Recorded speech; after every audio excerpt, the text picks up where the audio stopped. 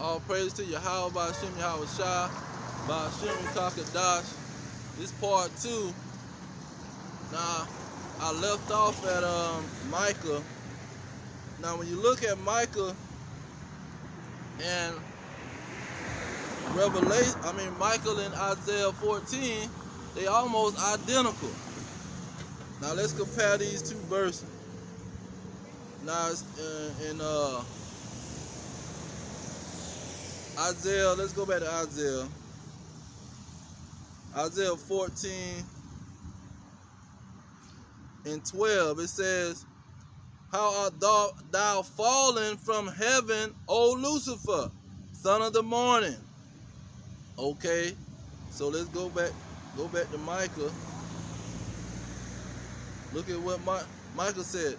"When the morning is light, they practice it, because it's in the power of their hand." It says, "They covet fields and take them by violence, and houses and take them away. So they oppress a man and his house, even a man and his heritage." So this is what Lucifer is doing. They are the ones that have the power in their hand to oppress a man in his land, in his house, take his identity. You see, they have ultimate power to enslave people. Now notice verse 4. Verse 4, it says, "In that day shall one take up a parable against you." All right, let's go to Isaiah 14. Is not that what it said? In verse 4. This is Isaiah 14 and 4. "That thou shalt take up this parable against the king of Babylon, and say, How have the oppressor ceased, and the golden city ceased?" See, that's identical. Let's go back to Micah. Micah 2 and 1. It says in verse 4, "In that day shall one take up a parable against you, and lament with a doleful lamentation, and say, We be utterly spoiled. He have changed the portion of my people. How have he removed it from me? Turning away, he have divided our field." Verse 5, "Therefore thou shalt have none that shall cast a cord by lot in the congregation of the Lord." So pretty much, this is what the elites, they're playing that role of Satan. They're playing that role of the devil and Lucifer. It's not talking about no fallen angel. Let's go to Habakkuk. We're going to break it down some more. Because Habakkuk and Obadiah was written about the nation of Edom. See, the so-called white man. The oppressor, the king of Babylon, the land of confusion, the land of darkness. See, but let me start at verse 5. This is Habakkuk chapter 2, verse 5. "Yeah, also, because he transgressed by wine, he is a proud man, neither keepeth at home, who enlarges his desire as hell, and is as death, and cannot be satisfied, but gathereth unto him all nations, and heap unto him all peoples." Here we go again with this proverb, verse 6. "Shall not all these take up a parable against him, and a taunting proverb against him, and say, Woe to him that increase which is not his." how long, and how to him that leadeth himself with thick clay. See, that's 3 verses that talk about the king of Babylon being given a proverb, being given a parable. And this king of Babylon is fallen. See, this not talking about no angels from the sky. This talking about the rulers, the kings that's on the earth. These government. This is what it's talking about. Now let's go to Isaiah, and we're gonna get some specifics on what armies and what nation is this is the Most High coming for. Pretty much, who is he finna war against? What is this great kingdom and these countries that he's telling his prophets to prophesy against? Like Jeremiah 28:8 say. He say, after he say he's against all the armies of these nations, jump down to verse 5, Isaiah 34:5. It say, for my sword shall be bathed in heaven. Heaven goes for the kingdom, the rulership. Behold, it shall come down upon Idumea. Now, Idumea is a Greek word that they put in there to try to hide the Edomites. See? And you see they got Idumea. That's why they call themselves white people. When you never seen a white person in your life, these peoples are red. See? They like your hand. Your hand ain't got no color to it, so you can see the red blood that's in your hand. That's why they say I caught you red-handed. They don't say, oh, I caught you pink-handed. I caught you white-handed. They say, I caught you red-handed. You see? When it gets plain, that's when they come out. When a hit dog will holler. But verse 6, no, I didn't finish the verse. It say, for my sword, and that sword is talking about these nuclear missiles that's flying all over the place now. You got Russia shooting nuclear missiles, these new nuclear missiles, these new weapons, and hitting Ukraine.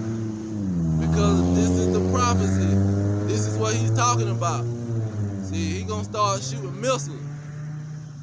Hypersonic, new missiles that can make it to your house in 30 minutes.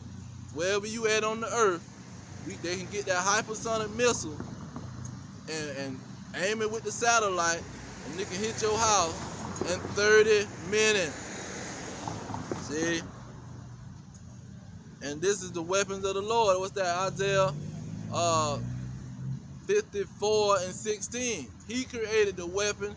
He created the man that created the weapon. So he say he created this weapon to destroy, man. He didn't let no nuclear missile come up in a man's mind and think he wasn't gonna deal with it. No. But anyhow, let's finish the rest of that verse. It say, shall come down upon Idumea and upon the people of my curse to judgment. See, Edom is hated. He said, Jacob have I loved, but Esau have I hated. Because this the nation that's the king of Babylon. This the nation that's going to rule all over the other nations and because the other nations was weak and they didn't have nuclear missiles. So now the other nations got nuclear missiles. They saying, well, look, you like us now. You got missiles, we got missiles. Now you can't just say what you want to say now. You can't just do what you want to do now. Now verse 6, it say, the sword of the Lord is filled with blood.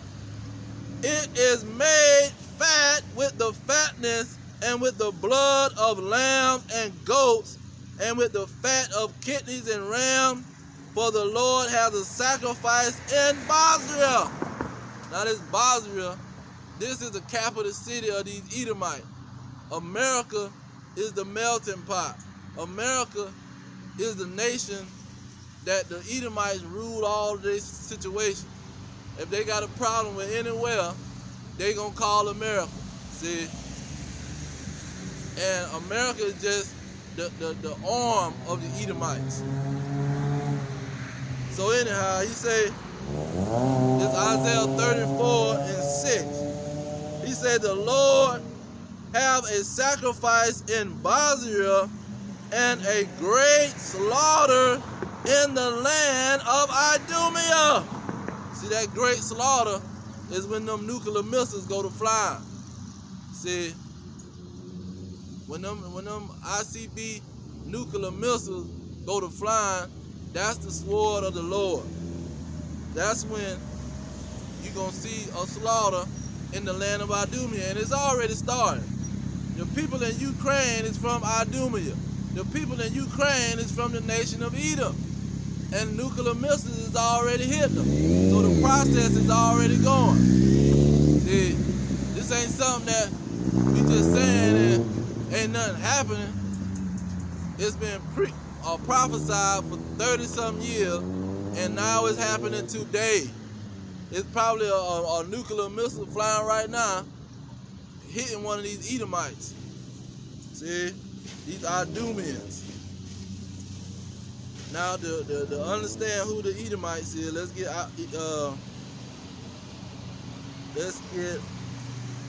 Ezekiel. And so, this is the great kingdom that was being prophesied against. This was that mountain, see, that was said you got to have faith. If you have faith as a mustard seed to say to this mountain, not talking about a literal mountain, it's talking about a kingdom. To say to this kingdom that it's going to fall, because you're going to have, if you have faith as a mustard seed, you're going to prophesy against these wicked kingdoms. You're going to sigh and cry. What's that, Ezekiel 9? Those men that's sighing and crying for the abomination that's done in this wicked great kingdom. And so, Ezekiel 35:2. Son of man, set thy face against Mount Seir and prophesy against it. See, that's a commandment.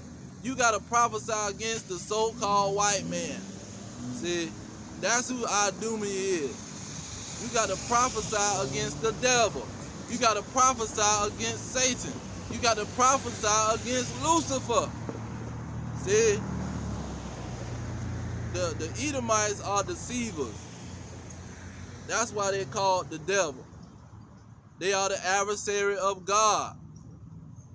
That's why he's telling them to prophesy against them. Let's get that adversary. We're going to cement this adversary. Now, when the Israelites came out of Egypt, guess who you got waiting on them? The children of Esau. See, you got the children of Esau waiting on them when they came out of Egypt. Now let's get some context.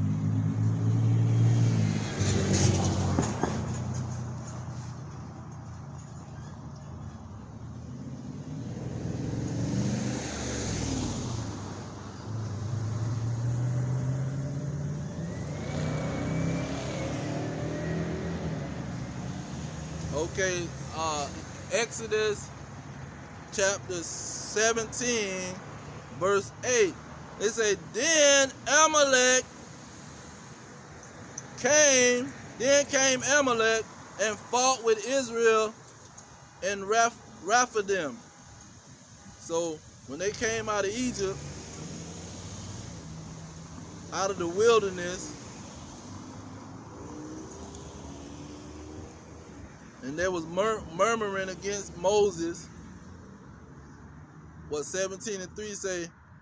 The people thirst for their water, and people murmured against Moses, and said, wherefore is this that thou hast brought us out of Egypt to kill us and our children and our cattle with thirst? So when this was going on, They went to murmuring. So guess what? The Most High bring up these Edomites to punish they behind. So that's the dynamic. When the Israelites went off, he would bring the Edomites, the so-called white man, to come punish they behind. So let's get to the point.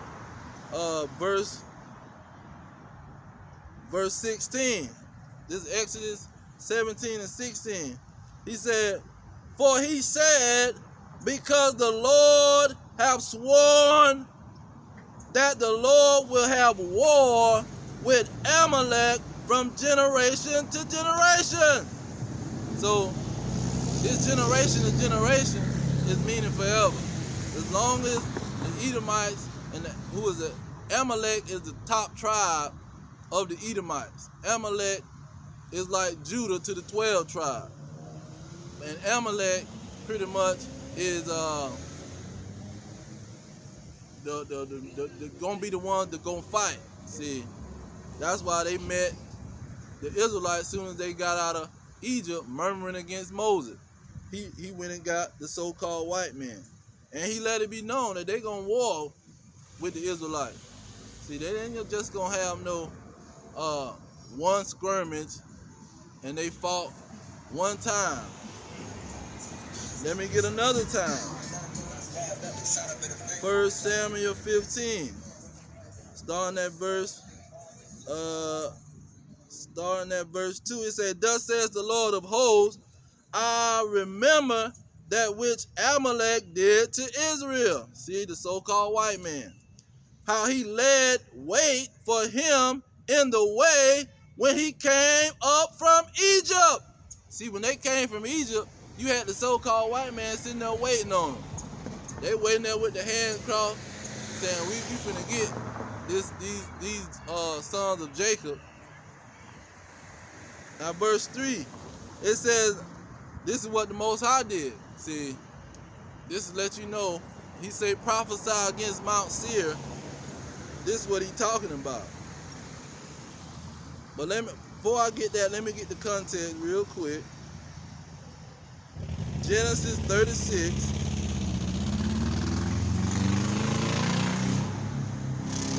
Now Genesis 36 and 12. It says, Eliphaz, Esau's son, and she bare to Eliphaz Amalek.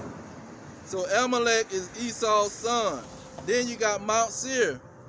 Genesis 36 and 9. It say, and these are the generations of Esau, the father of the Edomites in Mount Seir. So Mount Seir, he say prophesy against Mount Seir, meaning prophesy against these Edomites. And so he say he gonna war with the Edomites from generation to generation. Now when you go to 1 Samuel 15, he said they was waiting on the Israelites when they came out of Egypt. So he finna have another war with them. And let's see what he was gonna do.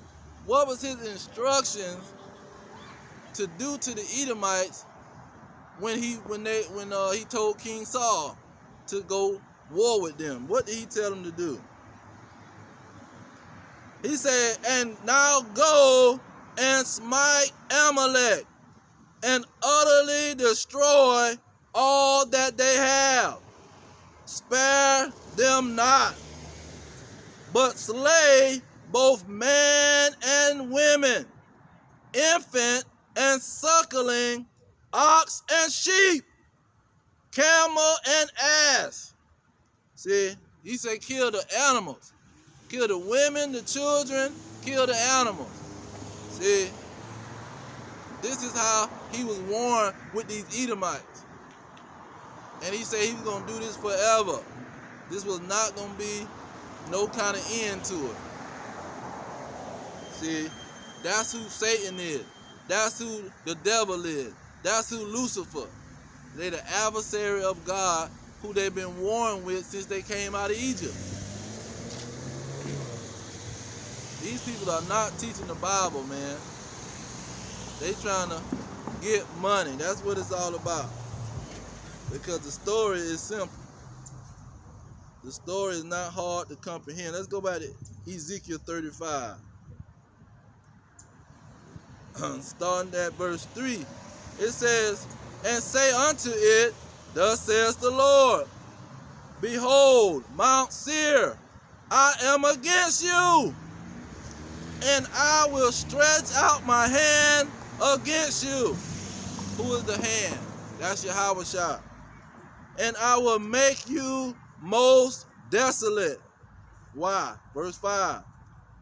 Because thou hast had a perpetual hatred and have shed the blood of the children of Israel by the force of the sword in the time of their calamity and the time that their iniquity had an end.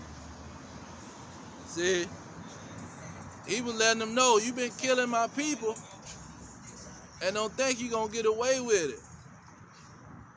See, you're not going to get away with anything that you're doing, because they might think that God blessing them. That's why they got to always saying, God bless America, because they win everything.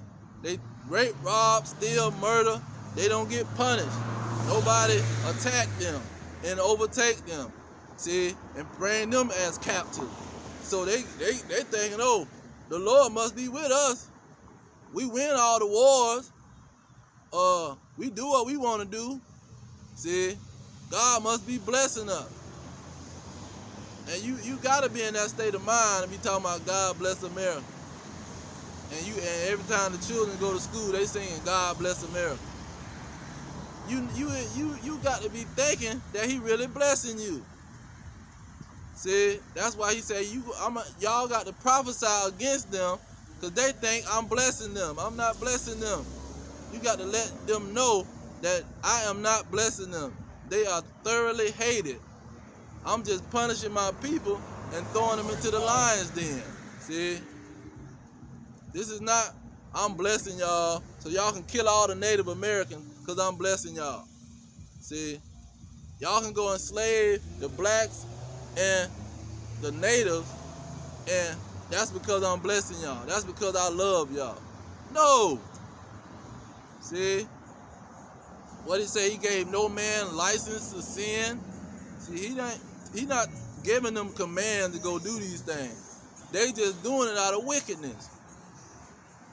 Now, so that's Ezekiel. Let's get back to Ezekiel, because Ezekiel is going to plug in Mount Seir, who is the Edomites, and it's going to name them in verse 15. Let's go ahead and get to the point. Ezekiel 35 and 15. It says, as thou did rejoice at the inheritance of the house of Israel, because it was desolate, so will I do to you. You shall be desolate, O Mount Seir, and all Idumea, even all of it. And they shall know that I am Yahweh Ba'ashem Yahweh Shai. See, so Mount Seir and Idumea, they the same people. See, prophesy against Mount Seir. It's saying prophesy against Idumea. See, it's not talking about two different people. And He's not talking about no mountain. See, you go into a Christianity church and they're telling you, just have a mustard seed of faith, you can move a mountain. He wasn't talking about a mountain. He was talking about a kingdom. The kingdom of the so-called white man. If you got faith, you will prophesy against Mount Seir, this mountain where the Edomites dwell, and I will come and destroy them. That's what that was about. That wasn't about you looking at a mountain and saying, oh, I can make that mountain move. See, that's how a cricket pastor have you thinking. That you can look at a mountain and you talking about you believe in the mountain gonna move. A bomb gonna come and blow the mountain up. Technically, you can use that as a metaphor to the Edomites, because that's pretty much what it's gonna do. You gonna have faith that the Most High gonna shoot nuclear missiles to these darn Edomites and blow them up. That's what the faith of a mustard seed was about. Now, I might have to back that up. So let's go get it. Because the fig tree and that mountain was the same operation. And the fig tree in Numbers, I think either chapter 8 or chapter 9, talks about it represented a king. Trees represent men, and the fig tree was representing a king and a kingdom. So he was using the fig tree as a parable, and he was using a mountain as a parable. A mountain represents a kingdom. In Daniel 2:35, it said that the Israelites would become a great mountain. See, talking about they would become a great kingdom. It's not talking about a literal mountain. It wasn't talking about a literal fig tree. He was just using the fig tree as an example. Oh, I got it right here. It says, Judges 9:10. And the trees said to the fig tree, come thou and reign over us. So the fig tree don't reign over nobody. A king reign over somebody. A government, a kingdom reign over people. You see? So let's get the main one that these people talking about, a mustard seed. You just got to have a mustard seed of faith and you can move a mountain. Okay, Matthew 21 and 20. It says, and when the disciples saw it, they marveled, saying, how soon is the fig tree withered away? See, they were trying to say, how soon is this kingdom is going to fall, man? When is you going to give us the kingdom? You say we going to rule on 12 thrones.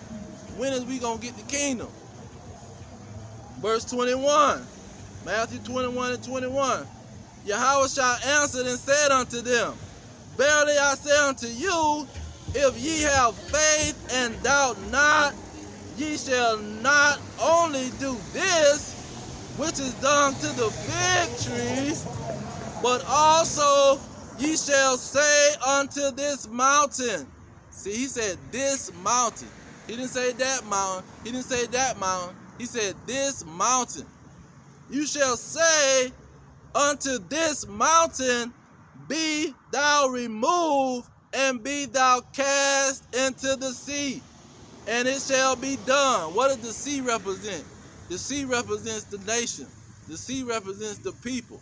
He say, if you got faith, this mountain, you can cast it into the sea.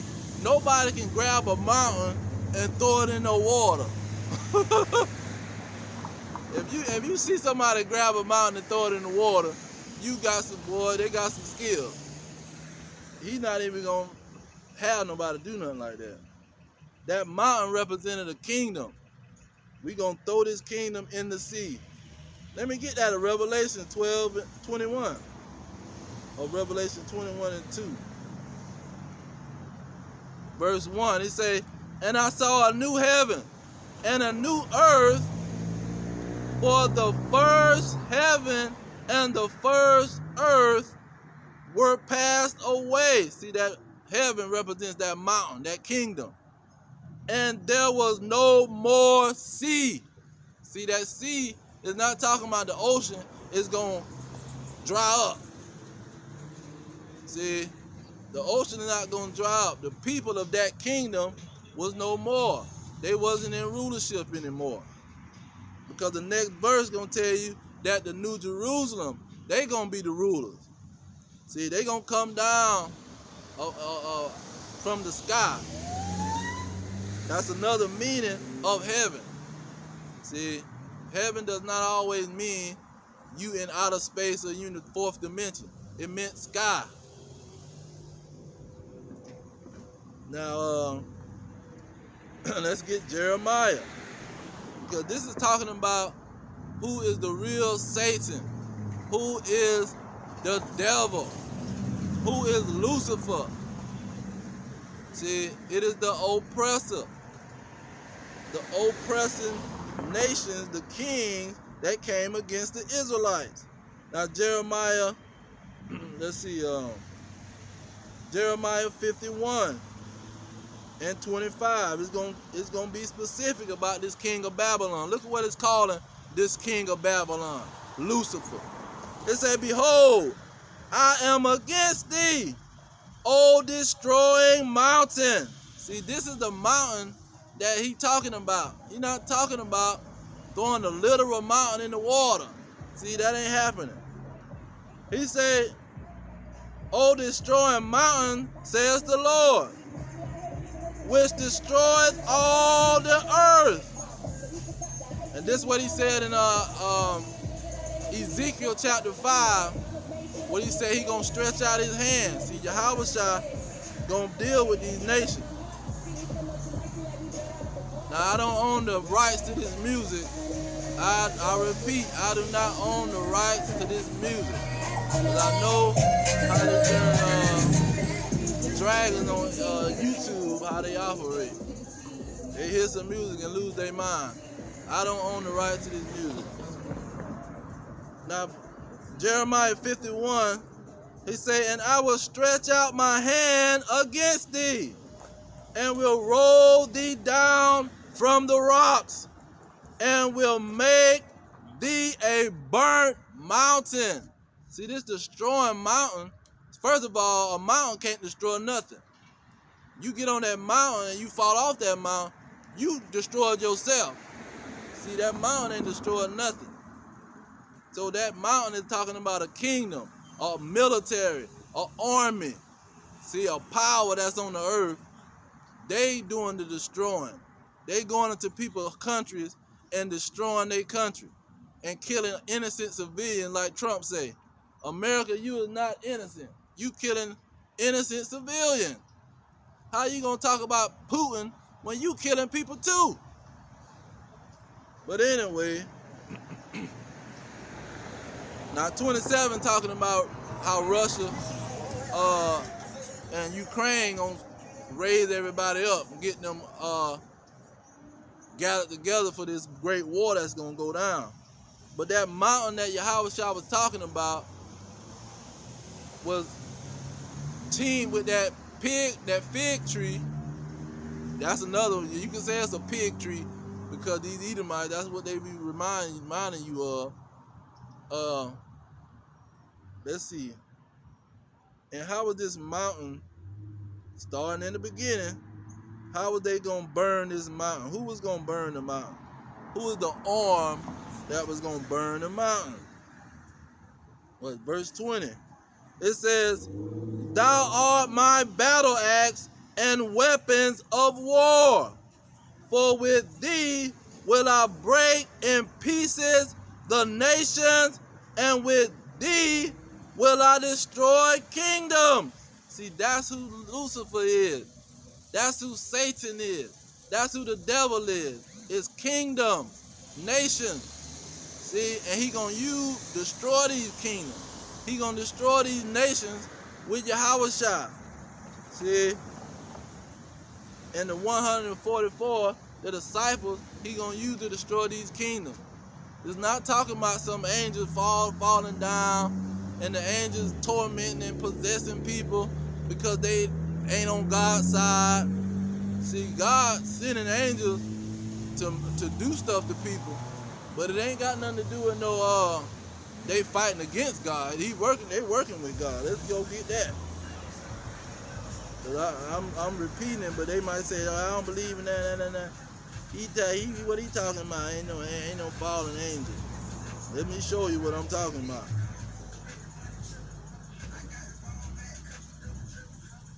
Ecclesiastes 39 and 28. There be spirits that are created for vengeance, which in their fury lay on sore strokes.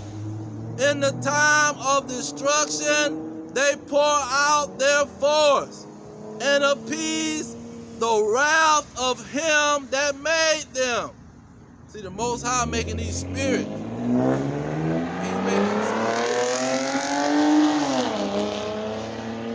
What's some of the other spirits that he's making? What are he making the spirits do? That's another thing. Look at verse 29. Fire. That's why he said his angels are consuming fire. Fire. and hail, and famine, and death. All these were created for vengeance. See, ain't no natural disaster. They talking about a natural disaster. That's a lie. See, if anything pop off, the Most High created that for payback. He say fire and hail and famine and death, all these were created for vengeance. Verse 30, he say teeth of wild beasts. If you see somebody, they get eat up by a bunch of dogs. See, that's a vengeance from the Lord. He made that whole situation happen. That wasn't no accident. Oh, I ran into some dogs and they was all over the place and they ate me up. No. Look at that. He say scorpions, serpents, and the sword.